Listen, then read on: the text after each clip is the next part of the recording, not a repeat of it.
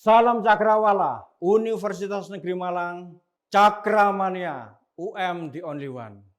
Assalamualaikum warahmatullahi wabarakatuh.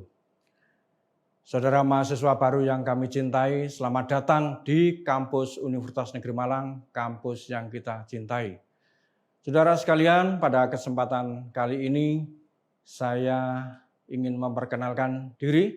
Nama saya Budi Eko Sucipto, Wakil Rektor 1 Bidang Akademik yang pada kali ini akan sharing tentang Merdeka Belajar.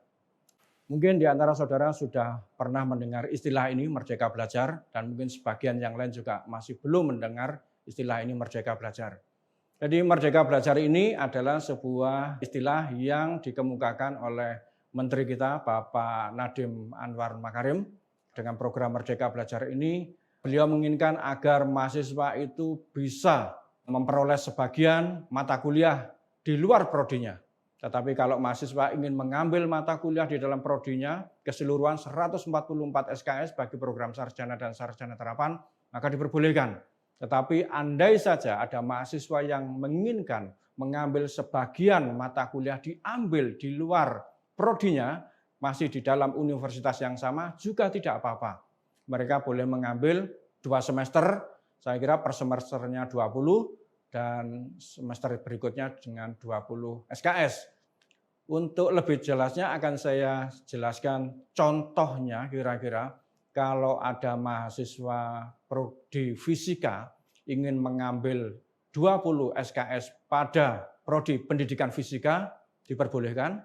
Dan jika masih ingin menambah lagi 20 kredit lagi di pendidikan fisika juga tidak masalah. Demikian pula dengan mereka yang belajar akuntansi murni gitu ya, ingin menghabiskan semua SKS-nya yang berjumlah 144 SKS di prodi akuntansi tidak masalah. Tetapi andaikan mereka ingin mengambil 20 SKS di pendidikan akuntansi juga diperbolehkan. Kemudian andai saja mereka mengambil 20 SKS lagi, mengambil pendidikan akuntansi di UNESA atau di LPTK yang lain yang tersedia juga diperbolehkan. Intinya dengan kebijakan Merdeka Belajar ini, mahasiswa diperbolehkan untuk meningkatkan kapabilitas dan keinginannya untuk menguatkan potensi dirinya sendiri.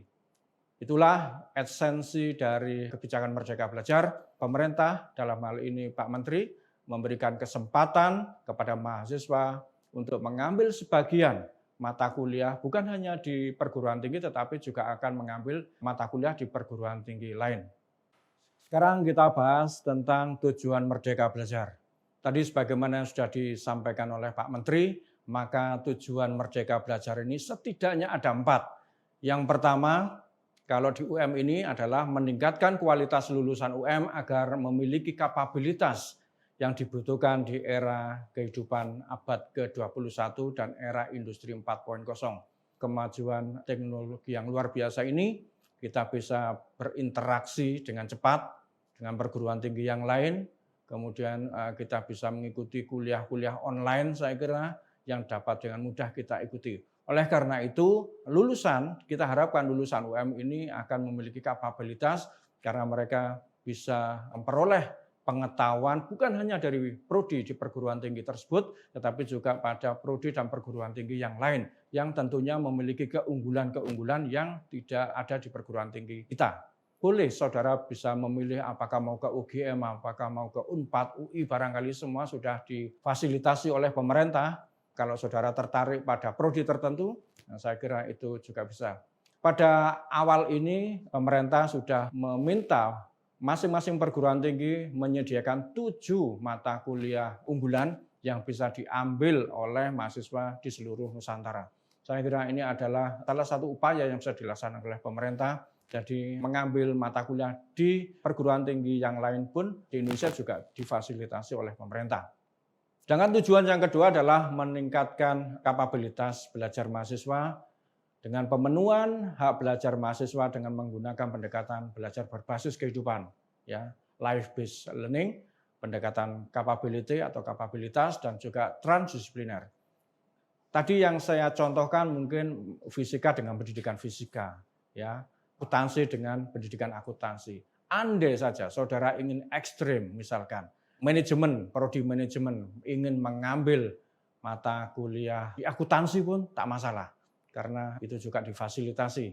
Tentunya saudara sudah mempertimbangkan mata kuliah yang ada di akuntansi, mungkin ada sesuatu yang beda dan lebih menarik daripada yang ada di sini.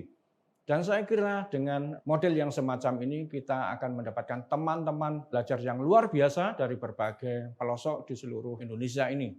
Nanti sekiranya sudah musim COVID sudah selesai, maka mereka akan berinteraksi secara tatap muka dan saudara akan berinteraksi dengan mereka dan meningkatkan wawasan-wawasan cultural saudara, wawasan budaya, menambah apresiasi terhadap keberagaman ini. Dan saya kira tentunya itu akan menambah soft skill saudara.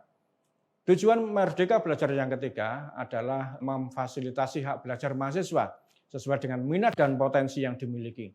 Jadi mahasiswa ini kalau memiliki minat, misalkan ingin berwirausaha, saya kira juga akan difasilitasi.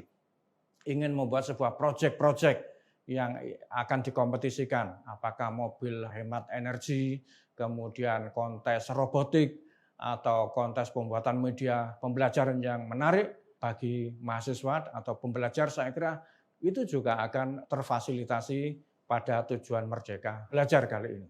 Dan yang terakhir adalah memberikan wawasan dan pengalaman bagi mahasiswa agar dapat menjadi lulusan yang sesuai dengan profil lulusan UM.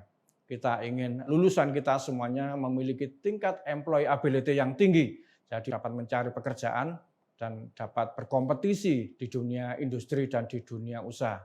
Begitu. Jika mereka tidak bisa memperoleh lapangan kerja, maka mereka bisa meng-create pekerjaan itu sendiri dengan kemampuannya untuk bisa melakukan usaha dan bisa mengajak teman-teman yang lain untuk bisa bergabung di dalam usaha tersebut. Saya kira itu yang terkait dengan Merdeka Belajar. Baik saudara sekalian, kita lanjutkan dengan prosedur Merdeka Belajar. Nah, saya kira saudara sudah mulai agak tertarik sedikit ya gitu ya, bagaimana prosedurnya ini. Oleh karena itu kita akan jelaskan paling tidak ada 4 ini prosedur yang harus saudara ikuti. Yang pertama, saudara merencanakan program mata kuliah yang akan diambil bersama dosen pembimbing akademik pada Siakat. Jadi ini harus diprogram di Siakat. Jangan lupa loh ya, harus diprogram. Prosedur yang kedua adalah mengisi rencana kuliah pada Siakat setelah memperoleh persetujuan dari dosen penasihat akademik dan koordinator program studi. Saudara konsultasi dulu, kalau sudah memperoleh persetujuan, kemudian lanjutkan. Yang ketiga adalah melengkapi persyaratan kegiatan luar prodi, termasuk mengikuti seleksi apabila ada. Dan karena tempat yang terbatas misalkan, ada perguruan tinggi yang ingin kita tuju itu hanya memperbolehkan mahasiswa 30 saja misalkan, sedangkan peminatnya 60 orang, maka saudara harus mengikuti proses seleksi itu. Kalau saudara lolos, maka saudara akan masuk menjadi mahasiswa pada perguruan tinggi yang saudara tuju. Ini kalau ada seleksi. Kalau tidak ada seleksi, berapapun diterima, maka saudara beruntunglah saudara bisa mengikuti itu dan siap untuk mengikuti perkuliahan di perguruan tinggi tujuan. Dan yang terakhir adalah mengikuti program kegiatan luar prodi sesuai dengan ketentuan pedoman akademik yang ada. Jadi semuanya harus mengikuti pedoman akademik. Saya kira prodi, jurusan, fakultas, universitas akan mencoba mencarikan partner pada perguruan tinggi yang lain dan juga pada dunia usaha dan dunia industri. Tentunya ini akan bertahap gitu ya, sehingga saudara bisa mengikuti dimanapun saudara mau belajar, apakah di dunia usaha dan dunia industri atau malahan di kampus. Saya kira itu prosedur yang harus saudara ikuti. Baik, gimana saudara mahasiswa? Saudara tertarikkah? Kalau saudara tertarik, maka paling tidak ada 3 mekanisme yang bisa saudara ambil, salah satu dari 3 tersebut. Jadi kalau saudara mau mengambil mata kuliah transdisipliner lintas prodi di UM, itu bisa dilihat pada slide berikut ini. Sedangkan kalau saudara tertarik mengambil mata kuliah transdisipliner lintas universitas di perguruan tinggi lain, juga nampak pada slide berikut ini.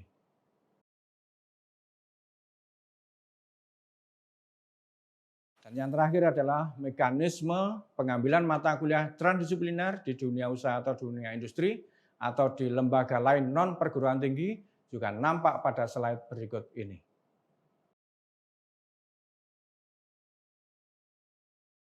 Baik saudara, kami jelaskan tentang bentuk kegiatan Merdeka Belajar. Ada 8. Yang pertama adalah pertukaran mahasiswa. Pertukaran mahasiswa adalah program pengumpulan kredit semester yang dapat dilakukan oleh mahasiswa UM pada perguruan tinggi di luar UM, baik di dalam maupun di luar negeri. Program ini sebetulnya sudah pernah dilaksanakan oleh kementerian, yaitu dalam bentuk pertukaran mahasiswa tanah air Nusantara atau disingkat menjadi Permata, yang kemudian berkembang menjadi program Permata Sakti. Jadi kita sudah memperoleh pengalaman untuk mengirim dan menerima mahasiswa pertukaran ini. Dan proyek ASDP 4-in-1 di UM juga pernah melaksanakan program tersebut beserta dengan universitas partner.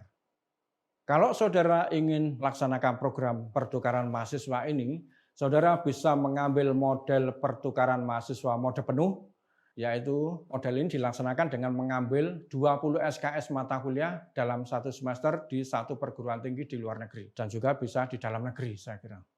Kemudian mode yang kedua, mode pertukaran mahasiswa kombinasi, mode kombinasi ini dilaksanakan dengan mengambil sebagian SKS mata kuliah di UM dan SKS mata kuliah di luar UM pada semester yang sama. Dan yang ketiga adalah model pertukaran mahasiswa mode berjenjang. Model ini dilaksanakan dengan mengambil sebagian SKS mata kuliah di UM dan SKS mata kuliah perguruan tinggi di luar UM dalam 2 semester yang berbeda. Baik, sekiranya ada di antara saudara yang tertarik untuk melaksanakan magang atau praktek kerja di dunia usaha maupun dunia industri, atau di lembaga-lembaga yang lain, maka UM juga akan memberikan fasilitas kepada saudara dalam pengertian saudara akan difasilitasi untuk melaksanakan kegiatan magang dunia usaha, dunia industri, dan di lembaga-lembaga sosial atau keagamaan yang lain saya kira. Jadi pengertiannya adalah magang atau praktik kerja adalah aktivitas pembelajaran yang memberikan wawasan dan pengalaman praktis kepada mahasiswa kependidikan dan non-kependidikan mengenai kegiatan real di lembaga pendidikan dan industri, sehingga mahasiswa memiliki kompetensi yang memadai dalam melaksanakan tugas sesuai dengan bidang keahliannya. Beberapa waktu yang lalu, UM telah mengirimkan mahasiswanya untuk mengikuti program magang ini yang ada di Pelindo, saya kira Pelindo 3, dan juga ada program magang di BUMN-BUMN yang lain. Saya kira antara UM dengan BUMN tersebut sudah ada perjanjian kerjasama untuk ditempati sebagai tempat magang. Dan ke depan saya kira aktivitas magang ini akan digelorakan terus dan akan ditingkatkan terus sambil ada kontribusi BUMN ini pada calon-calon lulusan kita.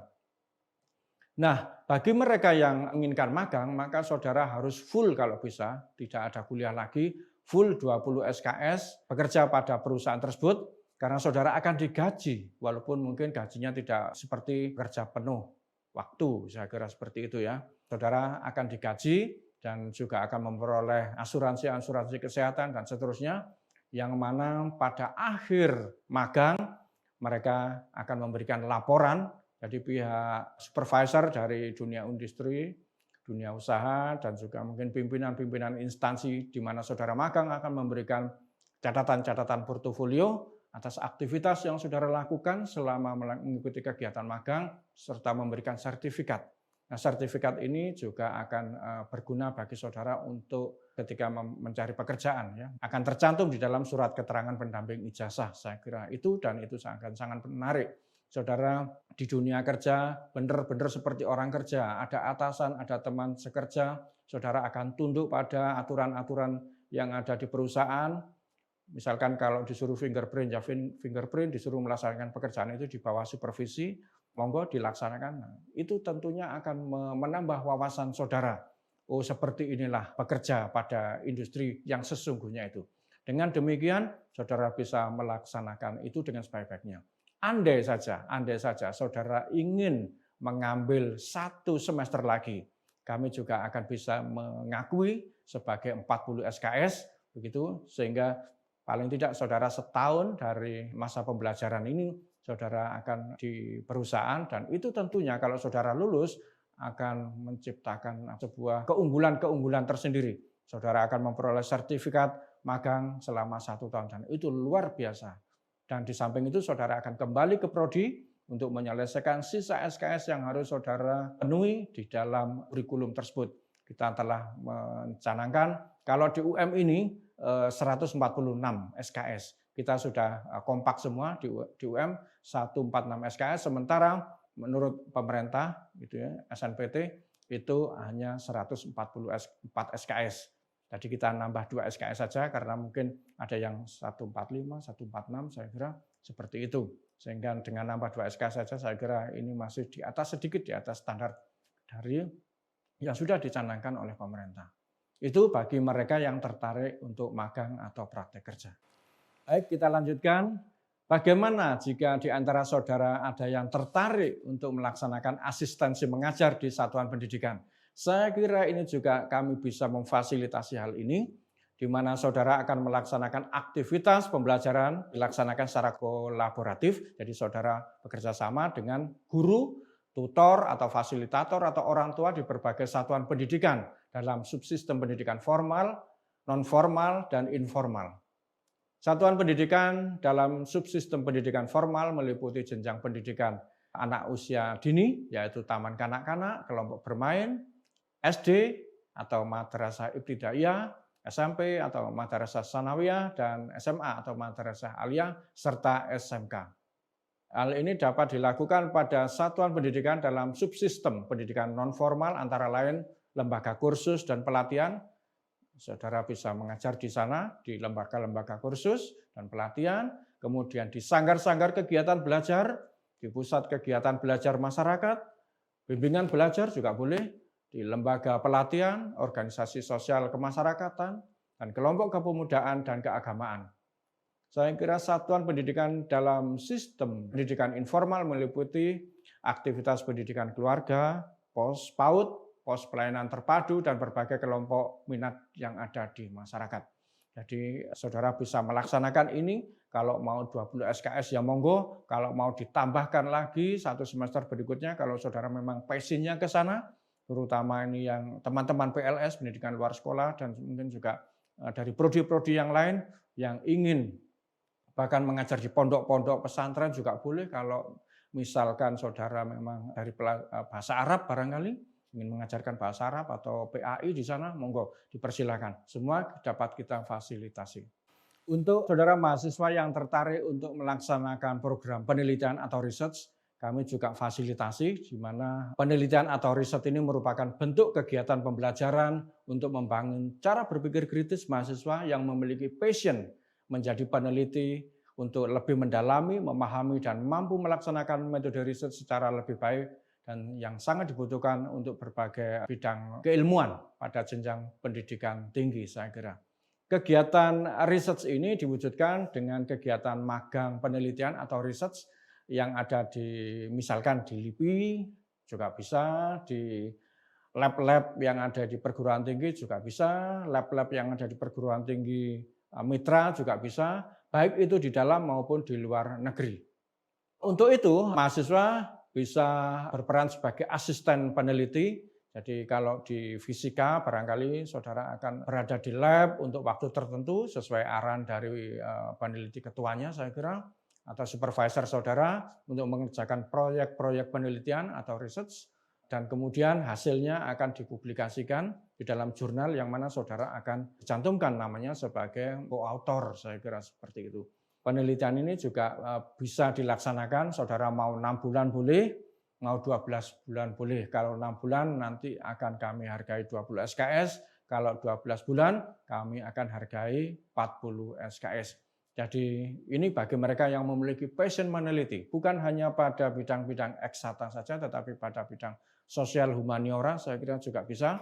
Tentunya nanti akan berpartner dengan lembaga-lembaga yang memang sudah ditunjuk dan ada kerjasama antara UM dengan lembaga penelitian yang dimaksud. Bentuk kegiatan Merdeka Belajar yang lain adalah proyek kemanusiaan. Jadi proyek kemanusiaan ini merupakan bentuk pembelajaran yang melatih mahasiswa untuk mengembangkan kepedulian dan kepekaan sosial melalui kegiatan yang bersifat sukarela dan berjangka pendek.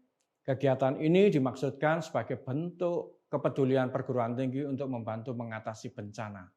Saya kira UM sudah memiliki pengalaman-pengalaman yang cukup dalam membantu bencana-bencana yang ada di tanah air ini. Namun waktu itu tidak terlalu lama 6 bulan, tetapi mungkin hanya 2 minggu sampai 1 bulan, yang itu tidak bisa dinilai dengan 20 SKS. Andai saja ini bisa dilaksanakan secara berkesinambungan sampai 6 bulan untuk berbagai macam bencana, saya kira kalau saudara terlibat sebagai volunteer dalam hal apapun, yang penting saudara membantu mengatasi bencana-bencana tersebut, saya kira juga bisa dihargai. Nanti supervisor atau lembaga tempat saudara melaksanakan proyek kemanusiaan, misalkan apakah ini dilaksanakan oleh Badan Penanggulangan Bencana Alam, atau PMI, atau organisasi sosial kemasyarakatan yang lain yang memang memiliki kerjasama dengan UM untuk melaksanakan proyek kemanusiaan ini, maka itu akan bisa dilaksanakan dengan baik. Nah, Indonesia ini kan seringkali ya, di Indonesia terjadi bencana banjir, kemudian angin puting beliung yang mana rumah-rumah masyarakat itu juga banyak yang rusak. Maka proyek kemanusiaannya bisa mungkin membantu membangun perumahan lagi, atau membenahi infrastruktur, atau bahkan menangani orang-orang yang terkena bencana ini. Teman-teman dari psikologi saya kira bisa memberikan bantuan-bantuan motivasi psikologis kepada mereka yang terkena bencana ini. Tanah longsor, gempa bumi, abrasi, kekeringan, kemudian gunung meletus, saya kira banyak sekali. Nah, saya kira misalkan Anda tertarik untuk terlibat di dalam proyek kemanusiaan ini, monggo silahkan mendaftar ke Universitas Negeri Malang, dan andai kata sudah ada PKS dengan institusi yang akan menaungi saudara, tentunya ini akan bisa diproses lebih lanjut. Bagi saudara yang tertarik untuk mengikuti kegiatan wirausaha, saya kira UM juga memberikan kesempatan untuk itu. Jadi kegiatan kewirausahaan ini merupakan bentuk pembelajaran yang mendorong pengembangan minat wirausaha mahasiswa dengan program kegiatan belajar yang sesuai. Kegiatan pembelajaran tersebut dapat dilakukan dalam bentuk yang sudah ada maksudnya bidang usahanya maupun yang belum ada. Dan saya kira mereka harus memiliki passion dulu, sudah memiliki gambaran bisnis apa yang mau ditekuni selama 1 semester ke depan, atau bahkan bisa 2 semester ke depan. Saya kira kalau ingin memasarkan sesuatu atau memproduksi sesuatu yang merupakan dari bagian kewirausahaan ini juga bisa kita laksanakan. Kegiatan wirausaha ini tentunya tidak semuanya memiliki minat. Hanya mereka yang benar-benar memiliki passion dan ingin menumbuhkan semangat dan jiwa kewirausahaannya dalam bingkai mata kuliah, ya, kegiatan ini tentunya akan difasilitasi. Universitas Negeri Malang akan memberikan pendampingan dalam hal ini, akan menunjuk siapa-siapa yang akan mensupervisi saudara yang tertarik dalam bidang kewirausahaan ini. Misalkan saudara ingin memproduksi batik, itu saudara terlibat dengan beberapa teman, ada yang mendesain, ada yang menjual, ada yang memproduksi, dan seterusnya. Ini boleh dilaksanakan dalam bentuk kelompok yang pesertanya bukan hanya dari prodi yang sama, tetapi bisa lintas prodi. Saudara-saudara yang dari akuntansi yang memiliki passion untuk melaksanakan kegiatan kewirausahaan bisa bekerja sama dengan teman-teman dari Ekobank, ekonomi pembangunan, ataupun dari manajemen, ataukah mungkin dari teknik yang ada di Tata Busana, saya kira ya, Tata Busana, dan mungkin ada teman-teman dari MIPA yang tertarik, monggo, atau dari prodi manapun, kita bisa melaksanakan kolaborasi, membuat kegiatan kewirausahaan bersama, dan itu benar-benar akan dipantau selama 1 semester atau 2 semester ini. Kalau dipandang bahwa kegiatan itu memang pada jalur yang benar, sudah bisa menghasilkan sesuatu, dan bahkan sudah bisa dijual, nah, maka saudara bisa mengambil 1 semester berikutnya, yang itu juga akan dinilai kembali oleh prodi masing-masing.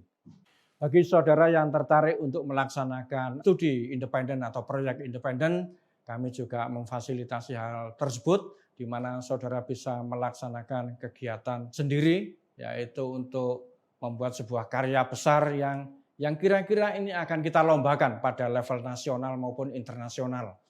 Dan karya tersebut memang ada yang sifatnya inovatif, sehingga kita bisa memenangkan lomba-lomba baik di level nasional, regional maupun di internasional, saya kira. Jadi saudara akan diberikan kesempatan misalkan ya untuk mengembangkan proyek-proyek robotik, membuat robot yang memang ada kontesnya, kontes robot setiap tahun itu memang ada. Dan jika memang saudara memiliki passion tersebut dengan didampingi oleh para supervisor, dosen-dosen pembimbing yang memadai, yang berpengalaman dan mumpuni, saudara akan melaksanakan kegiatan independen ini di bawah supervisor mereka. Dan jangan lupa bahwa ini memang diarahkan untuk kompetisi, baik di dalam maupun di luar negeri. Nah, saya kira ini mirip-mirip dengan kewirausahaan. Misalkan saudara ingin mengambil sebuah proyek bagaimana mengajarkan pemasaran untuk produk tertentu, ya, produk tertentu pada sebuah sentra-sentra produksi tertentu, maka saudara juga bisa melaksanakan proyek independen ini selama 6 bulan. Dan pada saat itu juga saudara mungkin di rumah atau di waktu-waktu luang bisa menyelesaikan skripsinya atau TA-nya berdasarkan proyek-proyek independen. Saudara bisa membantu misalkan kalau di IPS, di pemasaran bisa membuatkan desain, bagaimana desain pengemasan dari sebuah produk tertentu yang menarik. Karena ini orang kadang-kadang melihatnya desain ini sesuatu yang menarik, baru kita lihat isinya. Nah, dari sana kemudian saudara akan bersama dengan teman-teman yang lain dengan proyek independen yang semacam ini. Jadi proyek independen ini bisa dilaksanakan sendirian maupun bersama teman yang lain, tetapi teman yang lain mengambil tema yang mirip atau sama atau yang agak sedikit berbeda, tetapi sasaran atau garapannya sama. Saya kira seperti itu. Bagi saudara yang ingin mengikuti kuliah kerja nyata tematik atau KKNT, untuk membangun desa, saya kira UM juga memfasilitasi hal ini. Tentunya UM sudah memiliki kerjasama dengan pemerintah-pemerintah daerah, mana-mana daerah atau desa yang menjadi wilayah binaan kita. Untuk itu para mahasiswa akan diminta untuk berpartisipasi untuk menjadikan sebuah desa itu desa wisata misalkan. Wisata hutan atau wisata pantai, saya kira kalau di Malang ini kan banyak pantainya. Saya kira kalau memang bisa mahasiswa kita membantu menciptakan desa wisata itu sesuai dengan keterampilannya masing-masing, ataukah ada yang membuat desain, ada yang membuat logo, ada yang memperbaiki infrastrukturnya dan perizinannya dan seterusnya, saya kira itu juga lebih bagus kalau memang konsepnya merupakan desa wisata. Jadi bukan hanya di pantai tetapi juga bisa di pegunungan barangkali, atau di kebun-kebun atau di hutan-hutan, saya kira juga bisa. Kemudian KKN yang lain misalkan kita ingin membentuk kampung Arab. Jadi ada pembicaraan atau kursus-kursus tentang bahasa Arab dan seterusnya. Kenapa tidak? Kenapa tidak? Karena kita juga punya misalkan pasar-pasar tenaga kerja kita yang menjadi sasaran-sasaran di Timur Tengah yang kalau memang di antara tenaga kerja kita itu bisa sedikit berbahasa Arab, saya kira ini merupakan nilai lebih bagi saudara-saudara kita yang akan bekerja di Timur Tengah, saya kira. Begitu pula yang ada di kampung Inggris, ya misalkan, apakah itu yang ada di Pare ataukah ada di tempat-tempat lain di Surabaya, di Pasuruan barangkali, itu akan memberikan nilai lebih, atau kampung Mandarin, ya, atau kampung Mandarin bagi mereka yang ingin bekerja misalkan di Hong Kong, di Taiwan, yang seperti itu, tentunya bahasa Mandarin juga diperlukan sekali, sehingga mereka yang ingin belajar bahasa Arab dapat berpartisipasi di program tersebut, saya kira. Contoh dari 2 desa binaan kita, sementara kita juga sedang menyiapkan yang namanya desa mandiri energi, jadi memanfaatkan biogas dan mikrohidro, saya kira seperti itu. Saya kira karena ini namanya KKN tematik, tentunya tema-temanya itu nanti akan luas sekali, tergantung kebutuhan yang ada di masing-masing desa yang akan kita bina, saya kira. Saudara sekalian, itulah yang bisa kami sharingkan tentang Merdeka Belajar ini. Tentunya saudara sekarang sudah memperoleh sedikit pengetahuan, gitu ya, dan ini akan menarik keinginan saudara apakah mau mengikuti Merdeka Belajar ini atau tidak. Mau tidak mengikuti pun tak masalah, dalam pengertian saudara akan menghabiskan 146 SKS di masing-masing prodi pada prodi yang sama. Ataukah saudara ingin memanfaatkan ya fasilitas Merdeka Belajar ini dari pemerintah dengan mengikuti 1 dari 8 macam kegiatan Merdeka Belajar. Saya kira ini berpulang pada saudara, berpulang pada passion dan minat saudara untuk bisa mengembangkan kapabilitas saudara. Sehingga pada akhirnya ketika saudara lulus dari Universitas Negeri Malang ini, tidak ada kata menganggur bagi saudara. Saudara bisa men-create employment, saudara bisa men-create, menciptakan lapangan pekerjaan berdasarkan pengetahuan, keterampilan ya yang saudara sudah miliki, yang saudara sudah dibekali selama kuliah di UM ini. Dan saya kira mau bekerja di tempat lain, mau bekerja dengan orang atau menciptakan sendiri, saya kira itu pilihan-pilihan hidup saudara. Kami hanya bisa mendoakan bahwa dengan membekali saudara berbagai pengetahuan yang memadai, keterampilan, dan peningkatan kapabilitas melalui transdisipliner, kita harapkan saudara menjadi lulusan-lulusan UM yang mumpuni, lulusan-lulusan UM yang berdaya guna dimanapun saudara berada. Saya kira itu yang dapat kami sampaikan tentang Merdeka Belajar ini. Kurang dan lebihnya mohon maaf. Wassalamualaikum warahmatullahi wabarakatuh.